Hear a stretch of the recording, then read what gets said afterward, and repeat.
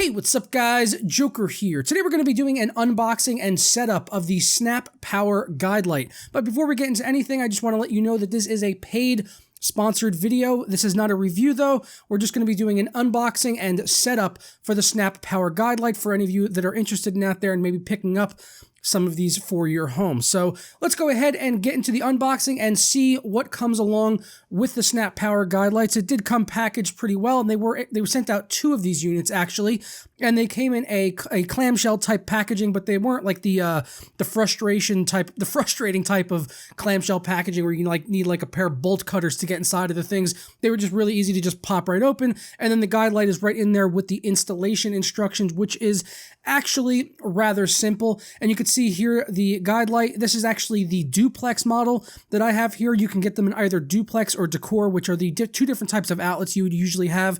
The duplex are the ones that I'm using with the screw hole right in the middle, whereas the decor would have the screw holes, one at the top and one at the bottom. So if you are thinking about picking these up, just make sure that you know what kind of outlet that you should be buying it for based on your home. And these are also the white ones here, but they do come in a couple of other colors. They're also available in ivory and a light almond color based on your personal aesthetic and how you're decorating your home. But these are just the basic white models, which match all the other outlet covers that I am using in my house. The setup of this is actually really simple, and the design, it's just, really just the 3 LEDs across the bottom, and then on the front there's like a little hole, which is actually so that it can perceive the light, because this thing will come on and off depending on how dark or bright it is in your room, so that it's not always constantly running during the day, but when the sun starts to go down, the thing will power up, and then you can have a nice light to kind of guide your way, as the name would imply, being that it is a Guidelight. But now that we got the Guidelights unboxed, we're going to go ahead and install these in my home. But before you do that, if you are going to be installing this, do make sure that you go ahead and flip off the breaker for whatever room you're installing it in. If you have the breakers labeled, then that'll make it easier so you know you're shutting off the power to the right plug. So just be safe and go ahead and disable the power just so that you can, forego any possible electrocutions. That would not be too pleasant. No. So now that we got the power switched off, we're going to go ahead and install it on one of my hallway lights here, which is a place that I walk past when I'm coming out of my room. So it's going to be nice to have a light here actually to illuminate it so I don't stub my toe or trip over the dog when I'm coming out of my room at night to go use the bathroom.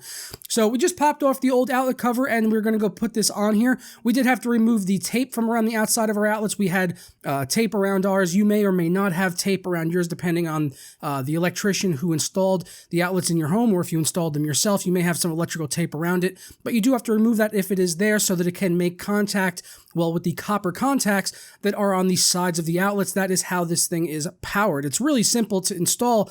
Otherwise, you just got to take the old outlet cover off and go ahead and slip it in and make sure it has good contact with those points, and then screw it into place and flip the breaker back on, and it will just light right up as long as it's dark enough out, or you can put your finger in front of the hole in the front, the little sensor, to try to basically test it and see if it is working for you. And I didn't have any issues with these Snappower Guidelights getting them set up. Both of them worked absolutely perfectly. The second one that I set up, I put out in the living room so that I can keep it behind my TV, because it's always kind of dark back there and I'm always fumbling around to try to, find like HDMI ports and things like that if I have to get back there and do anything.